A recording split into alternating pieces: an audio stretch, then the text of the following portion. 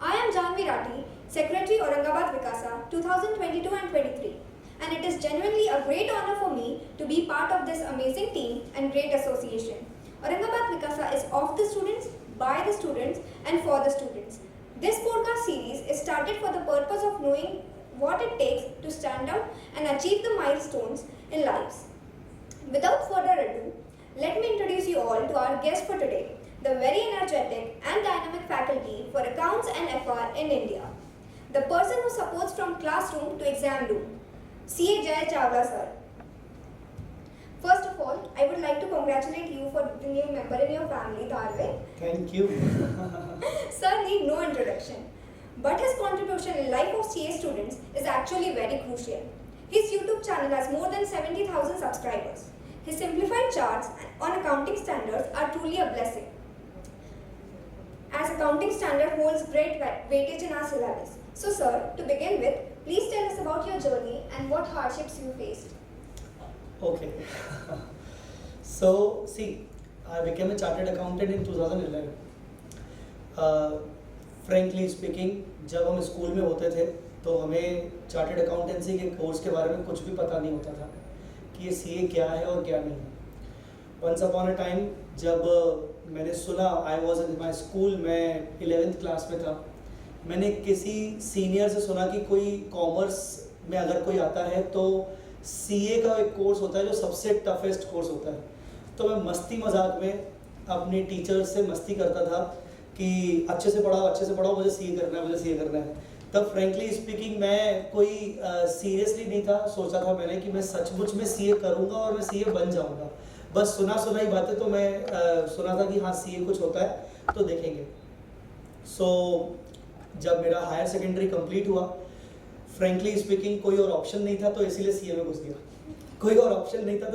घुस गया। मेरी जो फैमिली है वो बिजनेस क्लास फैमिली थी, लोअर मिडिल क्लास फैमिली थी।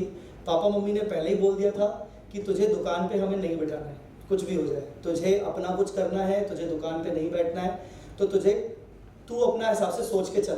तो पहले से ही माइंड में सेट था कि यार सीए करूँगा या कुछ भी करूँगा, पर एटलीस्ट अब तो पता है कि घर वालों पे डिपेंड तो नहीं होगा। तो इस वजह से फिर सीए में एंट्री मारी। सीए में जब एंट्री मारी तो उस टाइम पर इफ़ यू रिमेंबर 2006 में सीपीटी फर्स्ट टाइम आया था। मैं 2006 में मैंने सीपीटी दिया था और that was CPT came first time introduce that time. So मैं 2006 के सीपीटी का पहला प्रोडक्ट हूँ।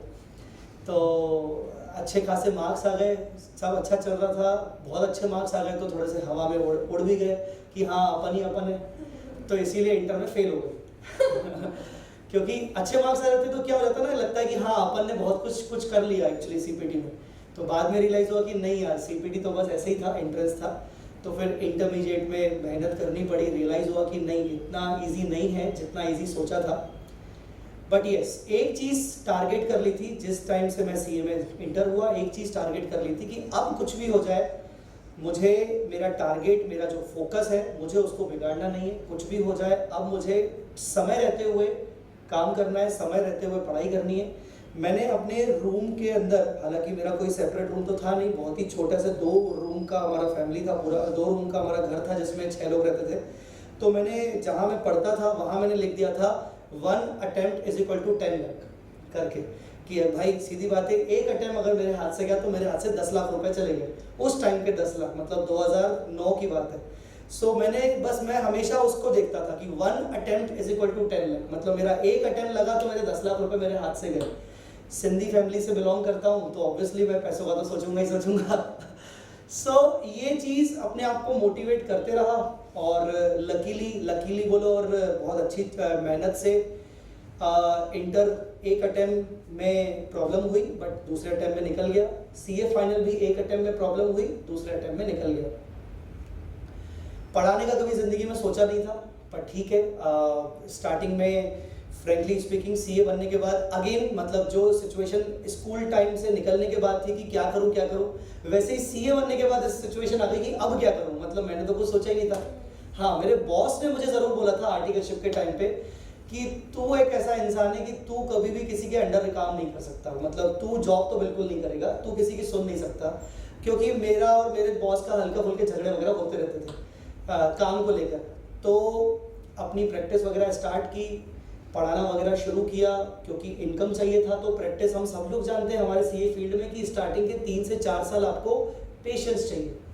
तो मुझे लगा कि यार पेशेंस तो मैं रख लूँगा, बट साथ में कुछ न कुछ तो मीटर चलना चाहिए। तो फिर फाइनली मतलब पढ़ाने पे फोकस किया।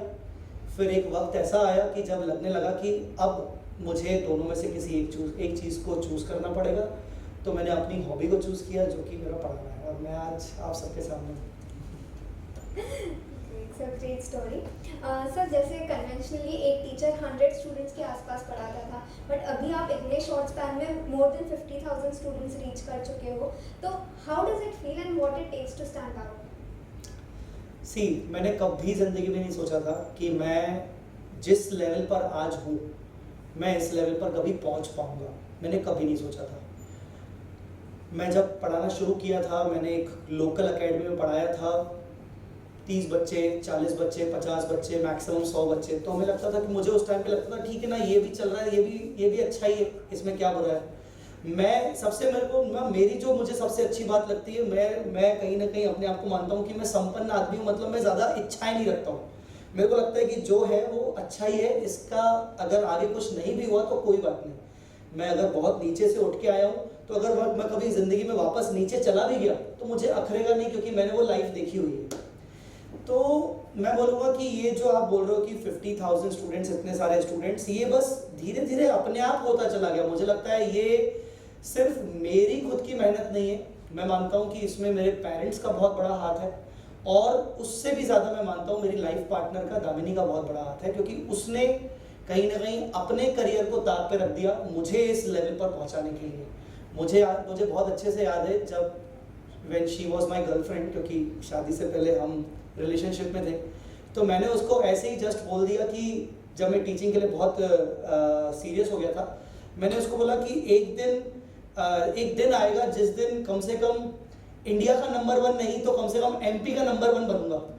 तो मैंने तो इतना सीरियसली नहीं बोला वो चीज़, पर मेरी वाइफ ने इतना सीरियसली उसको लिया कि उसने मेरे ऊपर बहुत ज़्यादा काम किया। मुझे उसने बहुत सारी चीज़ों पे मोटिवेट किया, और इतना मोटिवेट किया कि उसने अपने करियर को पीछे रख दिया और बोला कि अब तो तेरे को नंबर 1 इंडिया में ही बनना है। आई डोंट नो, ये नंबर 1 नंबर 2 की चीज़ें तो चलती रहती हैं, बट हाँ, अपने आप हो गया, अब वो ठीक है।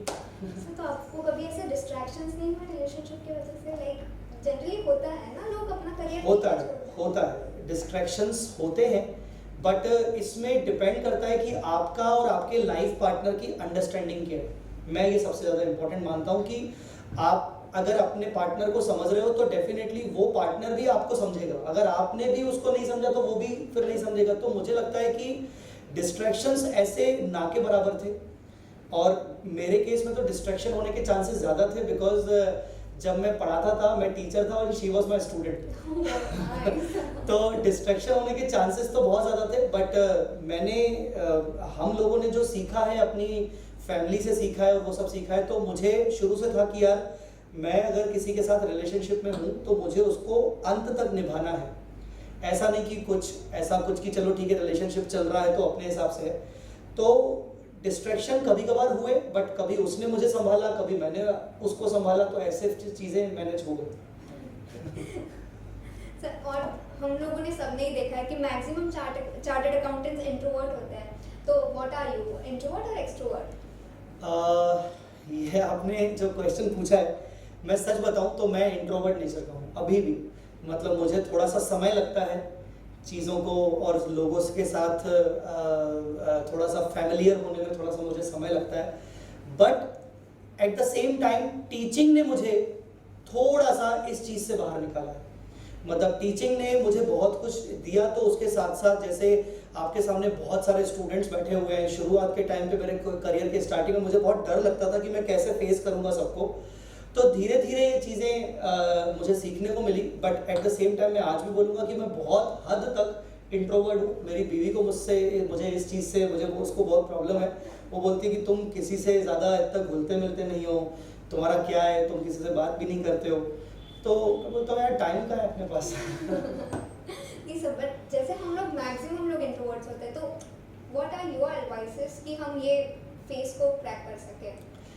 देखिए, मुझे लगता है एक लेवल ऑफ मेच्योरिटी इस पे बहुत ज़्यादा डिपेंड करती है।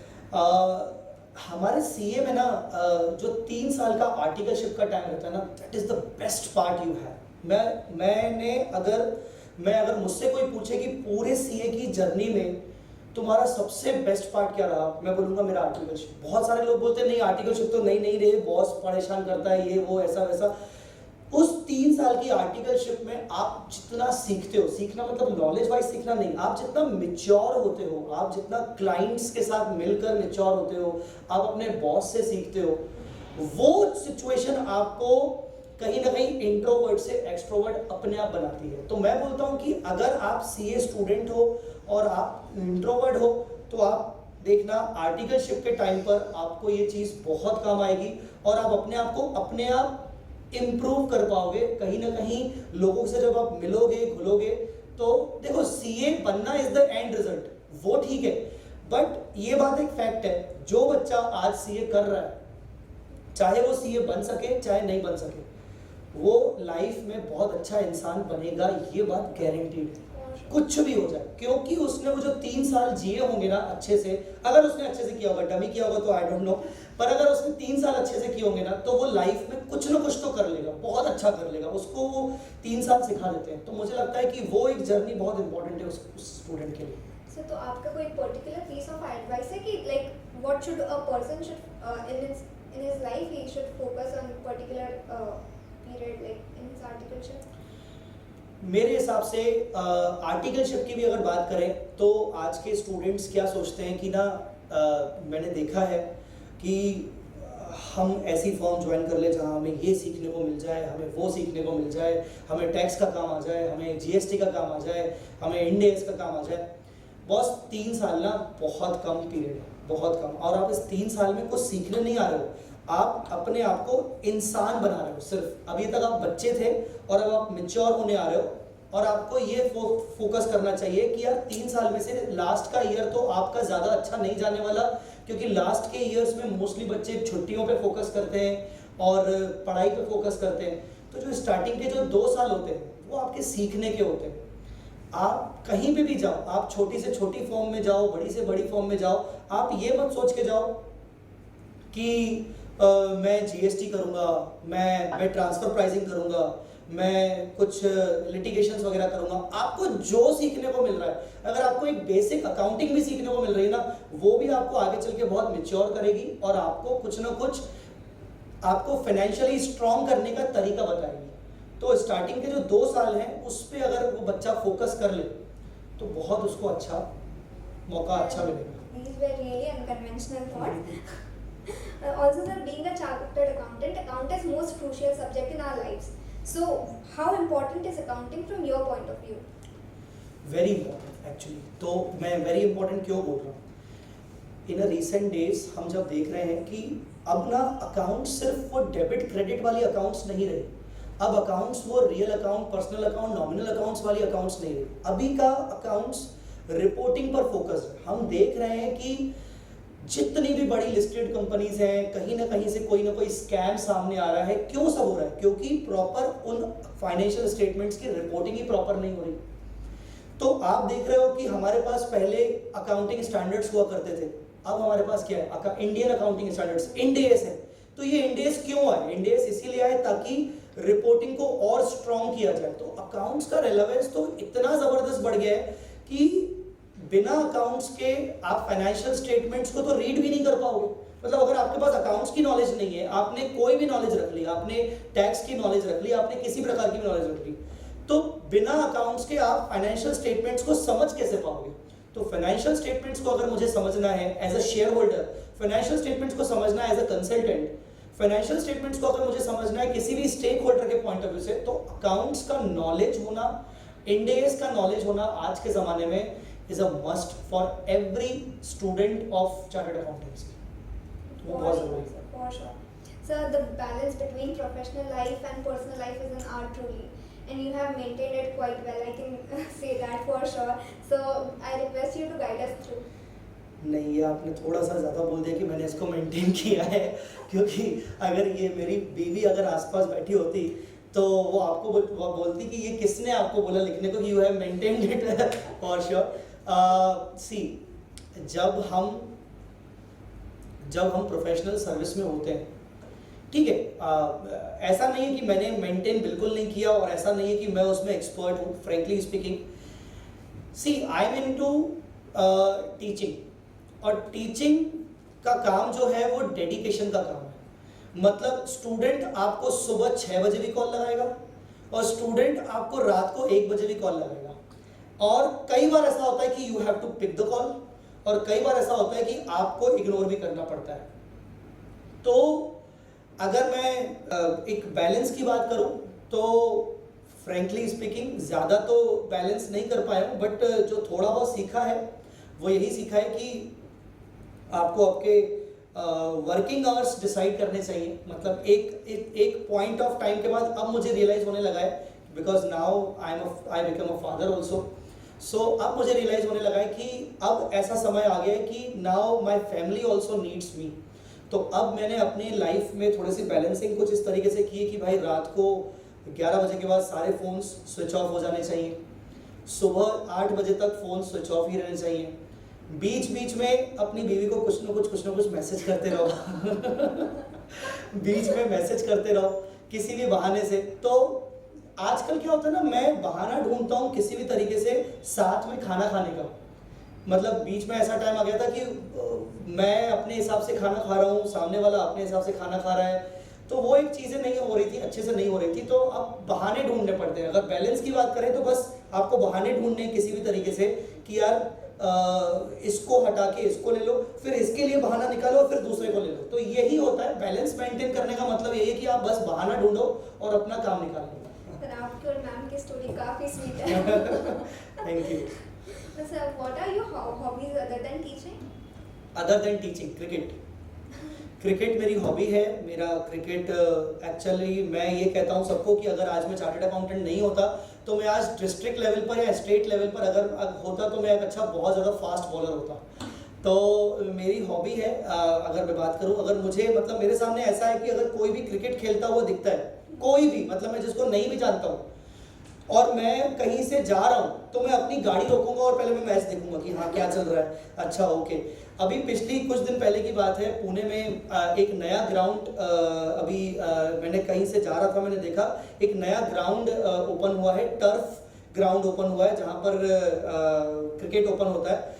अब पुणे में ना मेरे फ्रेंड्स को ज़्यादा फ्रेंड्स नहीं है फैकल्टीज़ को छोड़कर, और जितने भी फैकल्टीज है वो क्रिकेट नहीं खेलते एक तो मैं अकेला हूँ। तो मैं एक बार वो जा रहा था, मैंने देखा ग्राउंड पे क्रिकेट चल रहा है, तो मैं स्पेशली अंदर गया, मैंने उन लोगों से बोला कि अच्छा मेरे को मराठी भी ज़्यादा अच्छे से नहीं आता, तो मैंने उनको जाके बोला कि आई रिक्वेस्ट कि आप मेरे को ना अपनी टीम में ले लो, आप कब कब खेलते हो, संडे को खेलते हो क्या? तो मैं ना खेलने आ जाऊँगा यार, बस मेरे को खेलना है। तो मैं इतना दीवाना हूँ। तो क्रिकेट एक है, और दूसरा थोड़ा बहुत म्यूज़िक, लिसनिंग टू म्यूज़िक थोड़ा बहुत, कि हाँ अगर मुझे अपना दिमाग ठंडा करना है तो थोड़ा बहुत म्यूज़िक, बस यही। Also, sir, I have seen your books so creative and concise. Do you have any plans of writing any book in future? अगर मुझे मौका मिला तो डेफिनेटली यस, मैं बुक ज़रूर लिखना चाहूँगा, और मैं बुक लिखूँगा अपनी वाइफ एक्चुअली। मतलब मेरे पास कोई और टॉपिक भी नहीं है फ्रेंकली स्पीकिंग, क्योंकि मेरी वाइफ ने जो भी मेरे लिए किया है, और मैं जितना मैं अच्छे से अपनी वाइफ को जानता हूँ, तो मैं डेफिनेटली अपनी वाइफ पे बुक लिखना चाहूँगा अगर मुझे कभी मौका मिला तो। हालांकि मैं इसमें बहुत ही बुरा हूँ, मतलब एकेडमिक बुक्स में बहुत अच्छा हूँ, बट ऐसे इस टाइप की बुक्स में मैं बहुत बुरा हूँ। मैंने कभी ऐसी कोई बुक पढ़ी भी नहीं है, बट अगर मुझे कोई मौका मिला तो मैं ज़रूर उस पर लिखूँगा। Again, very sweet. Also, reaching at a point of career which means success to almost all of us. What keeps you driving, and how do you aspire to cross more milestones in future? What keeps me driving? See, आज का ज़माना जो है ना, वो artificial intelligence का ज़माना है।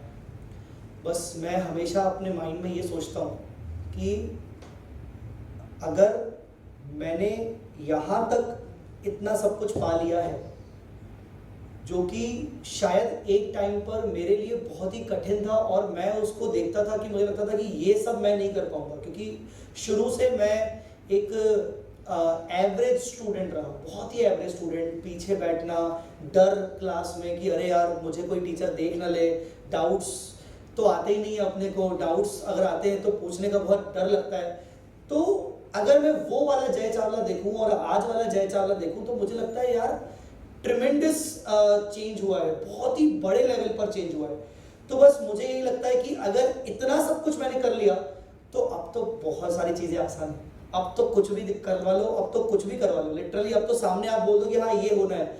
मुझे कभी कभार लगता है कि क्या हो जाएगा अगर मैंने मान लो कभी टीचिंग से हट गया तो क्या हो जाएगा। तो मुझे लगता है ठीक है यार, चार्टेड अकाउंटेंट है, कुछ ना कुछ तो कर ही लेंगे। एक चार्टेड अकाउंटेंट कभी फालतू नहीं बैठ सकता, कुछ भी हो जाए। So that keeps me driving कि हाँ I am a chartered accountant, that's my motivation, that's it. So यही चीज है, ये जो दो शब्द है ना चार्टेड अकाउंटेंसी के, CA, यही एक मेरे लिए सबसे बड़ा मोटिवेशन है कि मैंने अगर CA कर लिया तो मैं अब तो दुनिया में कुछ भी कर लूंगा, कुछ भी हो जाए, दैट्स इट। सर आपका हीरो कौन है except for close ones in your life? मेरा हीरो कौन है? आपने बोल दिया except for the close ones. Otherwise your wife would have been answer. सही बात है।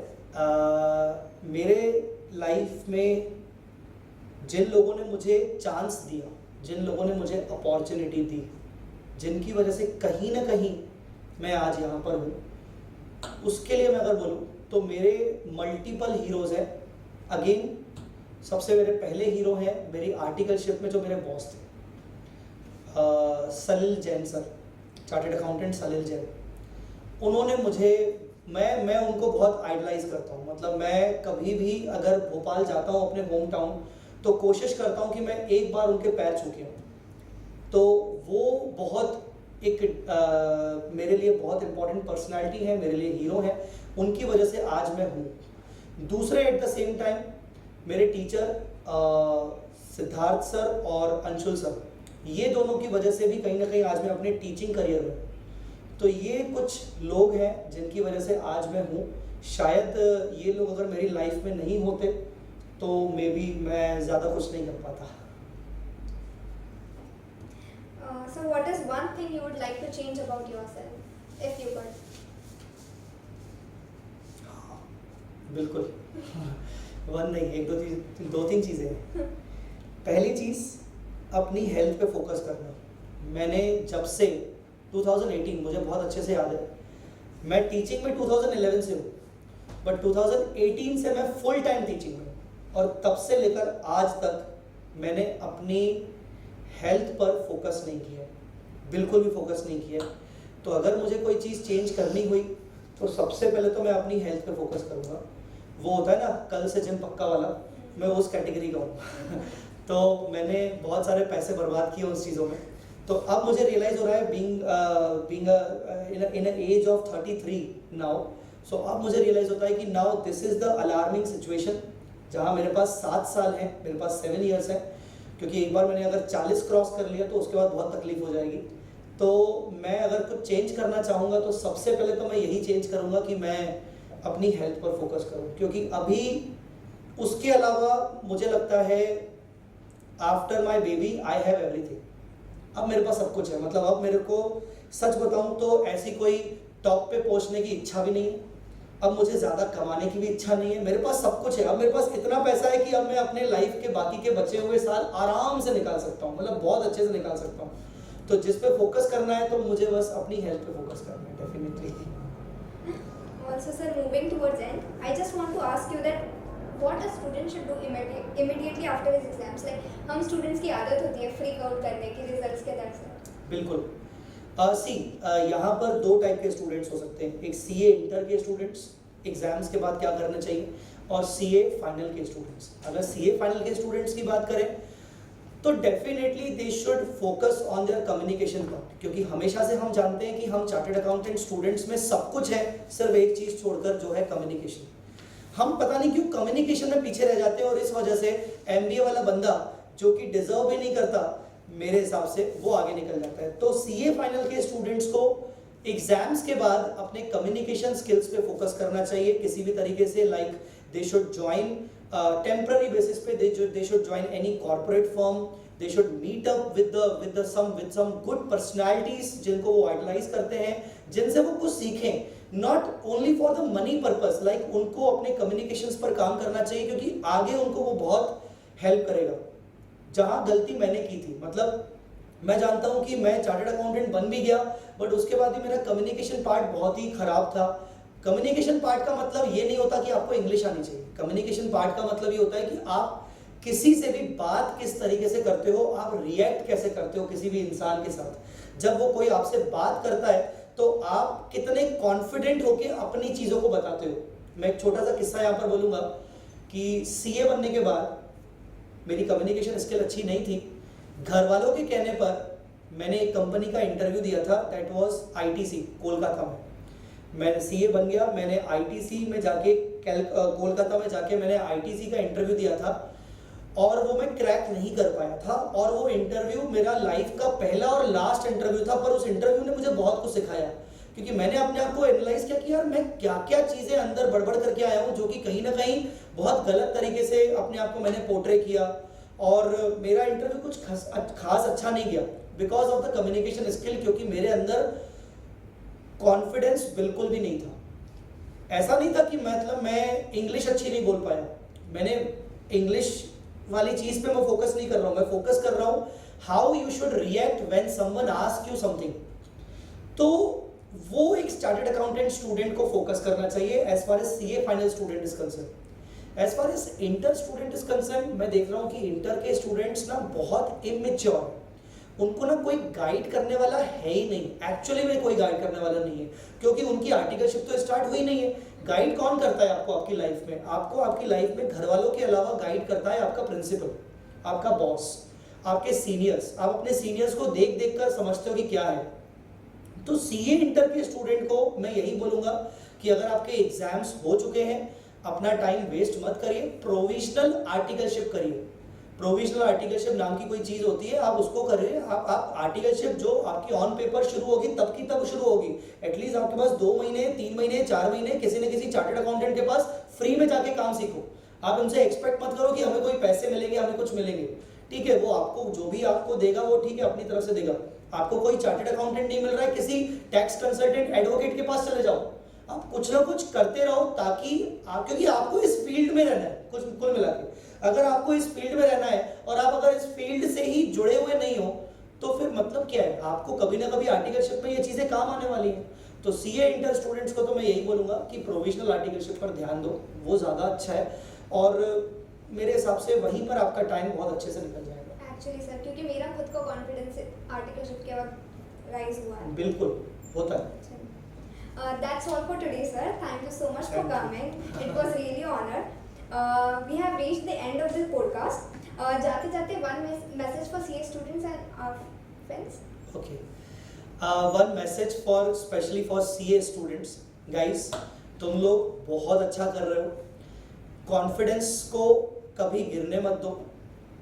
कुछ भी हो जाए, कितने भी अटेम्प्ट लग जाए, मैं आपको बता दूं, attempt doesn't matter in your life. In your life, in your career, attempt कभी मैटर नहीं करता।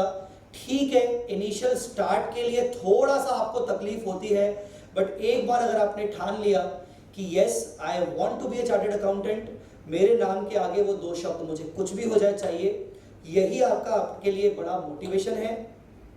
अटेम्प्ट कितने भी लग जाए उससे फर्क नहीं पड़ता, क्योंकि सीए बनने के बाद सिर्फ जॉब एक लास्ट ऑप्शन नहीं होता, फर्स्ट एंड लास्ट ऑप्शन नहीं होता। आजकल तो लोग सेल्फ एम्प्लॉयड हैं। आजकल तो सीए बनने के बाद भी लोग स्टार्टअप करते हैं। आप बहुत बड़े बड़े नाम देख लो तो आपको बहुत सारे लोग दिखेंगे कि आजकल लोगों के पास मल्टीपल ऑप्शंस हैं। तो मेरा यही मैसेज है कि अपना कॉन्फिडेंस हमेशा बनाए रखें। कॉन्फिडेंस बनाने के लिए ऐसी कोई दवाई नहीं है। कॉन्फिडेंस बनाने के लिए कोई दवाई नहीं है। कॉन्फिडेंस बनाना है ना आपको, तो आप अपनी जिंदगी में कुछ ठान लीजिए। जैसे थोड़ी देर पहले हमारी बात हुई तो मैंने ठान लिया था कि मेरा एक अटेम्प्ट मतलब 10 लाख रुपए। तो क्योंकि मैं money making point of view से सोचता था उस टाइम से, तो मतलब मेरे लिए वो एक कॉन्फिडेंस था कि यार मेरे 10 लाख रुपए जा रहे हैं, मेरा अटेम्प्ट गया है, तो मैं अब अगला अटेम्प्ट कुछ भी हो जाए मैं उसको फोकस करूंगा और मैं अपने 10 लाख रुपए अचीव करूंगा। तो बस यही है कि आपको जो चीज जिंदगी में सबसे अच्छी लगती है आपके सीए करियर में को लेकर, आप उसको फोकस करके चलो। और ज़रूर आप बहुत ज़्यादा आगे बढ़ोगे। एक और चीज़, सीए सिर्फ आपकी ज़िंदगी का एक पार्ट है, आपकी ज़िंदगी नहीं है। CA is a part of your life, CA is not a life. CA आपको ज़िंदगी में आगे बढ़ना सिखाएगी, आपको एक मैच्योर इंसान बनना सिखाएगी, पर उससे भी पहले आपकी फैमिली आती है आपके सामने। तो फैमिली को इम्पोर्टेंस हमेशा दो। अगर आप अपनी फैमिली को इम्पोर्टेंस दोगे तो अपने आप अपने प्रोफेशनल करियर में, आप अपने करियर में, स्टडीज़ में आप हमेशा आगे बढ़ पाओगे, खुश रहोगे। Thank you so much, all the best. Thank you so much, sir.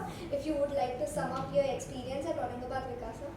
Yes, Aurangabad विकासा से तो मेरा पुराना रिश्ता है पुराना रिश्ता इन द सेंस कि मैं पहले भी औरंगाबाद आ चुका हूँ, मैं इसी जगह पर पढ़ा भी चुका हूँ, मुझे अच्छे से याद आ रहा है। कोविड से पहले मैं आया था, that was the first time opportunity Aurangabad gave me. And frankly speaking, मैं आज कन्फेस करूँगा एक चीज़, मैं बहुत सारे ब्रांचेस में गया हूँ, but Aurangabad branch is the first branch जिसने मुझे यहाँ पुणे शिफ्ट होने के बाद पहली बार अपॉर्चुनिटी दी, 2-2.5 साल पहले। तो उसके लिए मैं रियली थैंकफुल रहूँगा औरंगाबाद ब्रांच का, और मैं कभी नहीं भूलूंगा उनको। So it is an honor for us. Thank you. Thank you so much, sir. Thank you so much. It was really great meeting Thank you so much. See you all at the next episode of Aurangabad Vikasa podcast.